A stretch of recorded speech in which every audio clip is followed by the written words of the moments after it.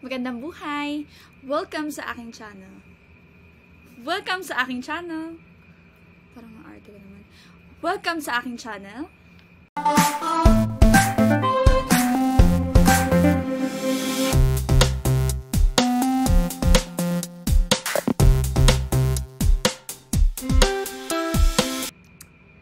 Hi! Magandang buhay po sa lahat. Ayan. So, welcome po sa aking channel.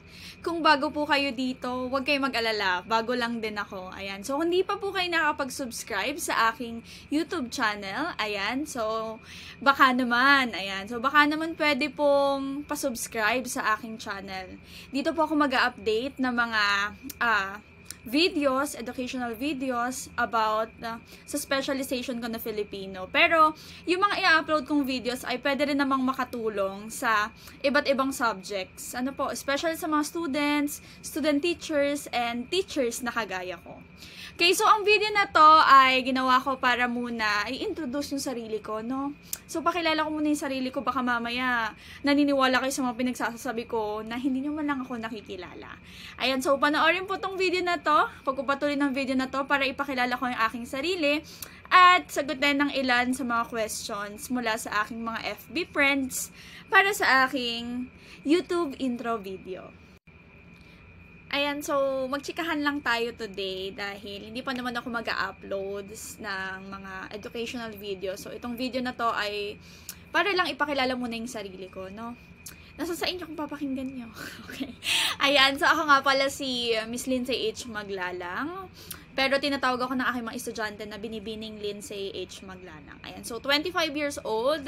Ako po ay isang guro sa Filipino. Nagtuturo po ako sa Dalig National High School. Senior high school teacher po ako. At nagpa-part-time din ako sa URS Morong. So, graduate po ako ng Bachelor of Secondary Education, major in Filipino sa URS Antipolo. Ayan. So, proud or saction. And of course, na graduate din po ako ng Masteral sa University of Rizal System, Morong Campus naman. And ngayon po ay patuloy po ako nag-aaral para, syempre, mas mahasa pa yung aking kaalaman sa subject na Filipino, sa PUP, para naman sa doctorate. Ayan, so yun ang aking mga ginagawa ngayon, nag-aaral at nagtuturo, at meron din akong small business about sa mga accessories naman. Okay, so ano pa ba? Ano pa bang ma-share ko? Ayan, so ako po ay bunso sa aming 5 magkakapatid. Ayan, so ako po ay hindi na single. Ayan, so I have a boyfriend na. Okay, so shout out nga pala sa aking bebe.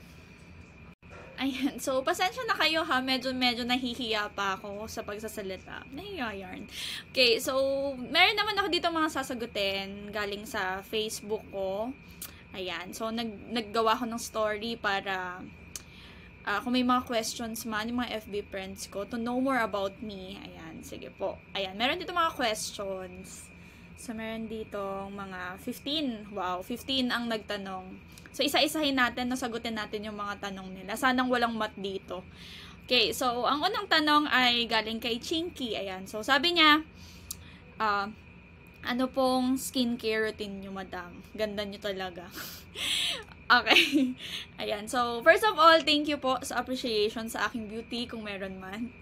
Ayan, para sa skincare routine, siguro kasi medyo sabihin na natin mahaba-haba rin yung sa skincare routine, no? Pero wala akong skincare routine talagang masasabi. Pero yung isa sa ginagamit kong skincare routine everyday ay yung paglalagay ng yelo. Effective siya. Pagkatapos ko maligo, isang cube ng yelo, pinapaikot-ikot ko sa face ko. Ayun, sabi nila kasi pampaklose ng pores daw yun. So, since college, ginagawa ko na yun. So, baka effective naman.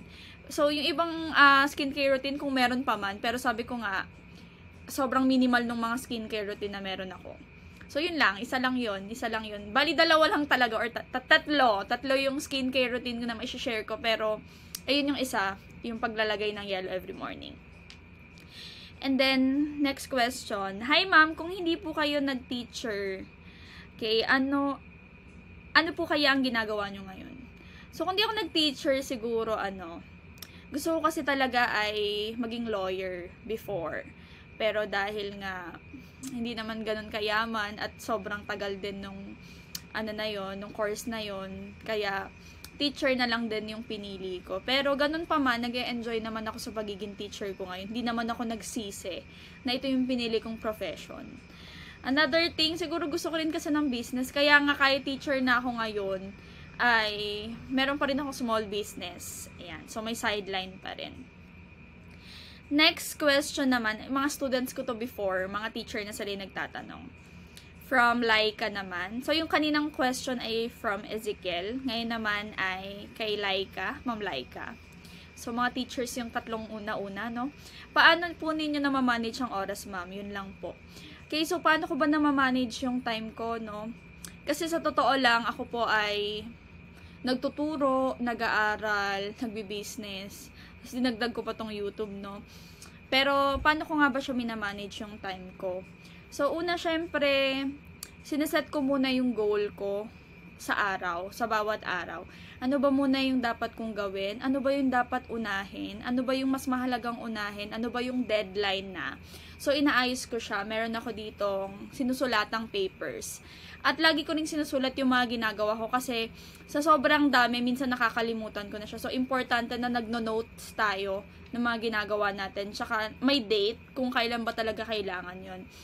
And then, yun nga, siguro para ma-manage ko rin ng maayos yung time ko, ayokong natatambakan ng ginagawa. So, kapag binigay yung task sa akin, kung kaya ko naman siyang gawin ng mas maaga, why not? Kung wala naman akong ibang ginagawa. So, ginagawa ko na siya. Talagang tiyaga lang at the same time, syempre, yung dedication mo dun sa mga ginagawa mo. Yun siguro yung isa sa makakatulong para mas ma-manage mo rin ng tama yung time mo. Yan lang. Okay, next. Ma'am, what is 11 plus 9 divide 10? Oh my God. Ba't naman may math dito? 11 plus 9 divide 10. So, 11 plus 9, 20, diba? Tapos, i-divide mo sa 10. Okay, 2? 2 ba? Okay, basta yun yung sagot ko. Kung mali, bahala ka dyan. intro lang kasi. Ba't kasi meron ditong math? Okay. Estudyante ko rin to. Okay, next naman kay Romeline. Ayan. Hi, ma'am. Ano po ba talagang right spelling nito? Maikling kwento? Or maikling kuwento? Thank you po. Ayan, hindi pa tayo nag-upload ng videos, no? May mga questions na agad about sa subject. So, maikling kwento yung KW, doon daw sa KU na kuwento. Okay, so, nagkaroon lang naman ng pagkakaltas doon sa dalawang salita, pero tinatanggap pa rin yun. Pero kung gusto mong mas formal yung gamit ng salita, gamitin mo na lang yung kuwento, yung KU. Ayun lang. Next, sabi naman dito, ayan, teacher na rin to, estudyante ko rin before. Paano gumagaling magsalita ng Tagalog, ma'am? Wow, ang ganda naman ng question ni ma'am kasi kadalasan, di ba, yung tinatanong paano gumaling magsalita ng English. Pero yung sa kanya, paano gumagaling magsalita ng Tagalog, ma'am? So, same rules din naman, no, sa English or sa kahit ano sigurong language. Magbasa ka lang ng mga babasahin, ng mga nobela, kwento, or ng mga akda na Tagalog.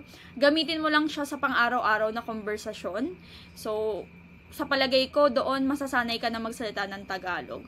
At syempre, kapag may mga na-encounter ka o may nakita kang mga malalalim na salitang Filipino, mas maganda siguro kung sinesearch mo yung meaning nun para mas madagdagan din yung vocabulary mo. Okay, next po. What makes you choose to be a Filipino major? So, yun nga, sabi ko nga nung una, hindi talaga naman yung teaching yung focus ko. Ngayon naman yung question, bakit Filipino? Actually, frustrated AP teacher talaga ako. AP subject talaga yung gusto ko, hindi Filipino. Pero yun nga, sa kasamaang palad, hindi ako nakapasa sa AP, nakapasa ako sa Filipino. Kaya yun, napunta ako sa Filipino. Pero sobrang interesting at habang tumatagal, ay nagugustuhan ko yung Filipino. Kaya nga siguro, nag-aaral pa rin ako ngayon kasi ang dami ko pang gustong matutuhan. Ang dami ko pang gustong ma-share din sa aking mga estudyante about sa subject na Filipino at about din sa language na Filipino. At syempre, iba pang concepts na nakapaloob doon. Okay, another, so galing yung kay Dina Lee na tanong. Okay, another question from Ma'am Christine. Ayan, co-teacher ko to. What is your beauty secret? Paki-share please. Ayan, so ma'am, nasabi ko na siya kanina. Yellow lang tayo. So, separate na lang na videos, no, kapag meron pa. Okay, from Rika Mel. Ayan, sabi naman ni Rika Mel, what's the best study tip you can offer for students who's affected by laziness? Ayan, so ang hirap nito, no? Kasi talaga namang, alam nyo, hindi naman ako magpapaka-perfect, no? Talagang nararanasan at nararamdaman na talaga natin yung pagiging tamad. Lalo na kapag sobrang sarap pa matulog, sobrang pagod ka, gusto mo magpahinga. So, kahit ako nararanasan ko yan, no? So, ano ba yung mga tips para hindi ka tamarin? Number 1, syempre yung goal mo. Ano ba yung goal mo sa buhay? So, kailangan lagi kang may intrinsic motivation sa sarili mo. Sabi nga, 'di ba, sa Nescafe, para kanino ka ba bumabangon? So, kung nakaset yung goal mo sa mga ginagawa mo sa buhay mo, I think, kahit tamarin ka, sabi ko nga, hindi naman palagi masipag ka. No? May mga araw talagang tatamarin ka. Pero kung nakaset yung goal mo sa araw na yon o sa mga ginagawa mo, syempre, hindi ka mahihirapang bumangon at ipagpatuloy yung ginagawa mo. After all, wala namang ibang tutulong sa sarili mo, kundi yung sarili mo lang din. Okay, so kailangan natin ng sariling intrinsic motivation kasi totoo naman yung mga extrinsic motivation natin. Like for example, friends, kaya ka bumabangon, family, or ano pa bang mga motivations na pwede ibigay, may reward or something. Ayan, pero syempre, ang importante sa lahat, yung motivation natin sa sarili natin. So, yun yung mabibigay kong tips. Lagi nang natin isa-isip yung goal natin sa buhay. At para kanino ba yung ginagawa natin at para saan ba yung ginagawa natin. Ano ba yung purpose natin sa buhay. Yun lang. Okay, so mga study tips, siguro mag-upload din naman ako ng mga study tips. Kaya wait na lang tayo dyan. Sabi naman ni Limwell, best motivation ma'am to achieve your dream. So, sabi ko nga kanina, syempre mag-set ka ng goal mo. Syempre, paghirapan mo, work hard for it. And, most importantly, consistency. Kasi syempre, kahit naman magtrabaho ka na magtrabaho, kung di mo naman consistent na gagawin yung isang bagay, wala din. Mababaliwala lahat ng pagod mo. Mababaliwala yung mga pangarap mo kung di mo gagawin consistently. Parang sa relasyon lang din yan, no? Hindi pwedeng sa una lang magaling. So, dapat hanggang dulo ginagawa mo yung best mo para matupad mo yung mga pangarap mo. Okay, of course, lastly, para dun sa mapapayo ko dun, pray and have faith. Yun naman yung importante sa lahat. Sa lahat ng ginagawa natin, ipagdasal natin at magkaroon tayo lagi ng faith. Okay, next, if given a chance, ma'am, na hindi ka po teacher. Ayan, so nasagot ko na siya kanina, no? Lawyer or kung ano pa man. Sabi yun ni Levy, question yun ni Levy. Sabi naman ni Bricks, daily routine. Ay nako, kung tatanungin niyo yung daily routine ng teacher, umiikot lang siya sa pagising sa umaga, pagligo sa bahay, kakain, tapos yun, papasok sa school, and then pag-aaralan yung lesson, magtuturo, ayan, so mag-aaral ulit, tapos turo ulit ng lesson. So kung ibang routine yung tinatanong nyo, kung skincare pa rin yan, or kung ano mong routine, separate video na lang. Pero syempre yung video na yon para din sa mga co-teachers and teachers din, na gustong manood at makakapanood nito. So, for the last question, sabi ni Alex Laberiano, ma'am, how to be you po, Lodi? Wow, thank you so much po sa mga estudyante kong sobrang appreciative pagdating sa akin, no? Sobrang malaking motivation din yan sa akin kung bakit ko pinagpapatuloy yung mga ginagawa ko sa araw-araw. Ayan, shout out sa aking mga estudyante, sa college students ko before, and sa mga estudyante ko sa senior high, at maraming salamat din sa mga co-teachers ko and friends, FB friends, na sumuporta sa akin sa YouTube channel na ito. And I hope magtuloy-tuloy at makapag-share ako ng maraming learning sa inyo pagdating sa field ng Filipino at sa iba pang field na subject. Okay. So, I guess tapos na yung question and answer portion natin. And yun lang naman yung masashare ko sa inyo about me. Ayan, so, kung meron po kayong gustong malaman, pwede po kayong mag-comment sa baba, sa comment section. Kung meron po kayong mga gustong matutuhan sa mga subjects, especially sa Filipino, or strategies, or kung ano pa man, syempre, mag-comment lang kayo sa baba. Pwede po, dahil ginawa ko naman tong YouTube channel na to para makapagbahagi ng kaalaman at syempre ma-share ko yung nalalaman ko na rin para sa inyo. Especially dun sa mga teachers din natin at gustong maging teachers. Yun lang at sana samahan nyo ako sa mga susunod pang chika.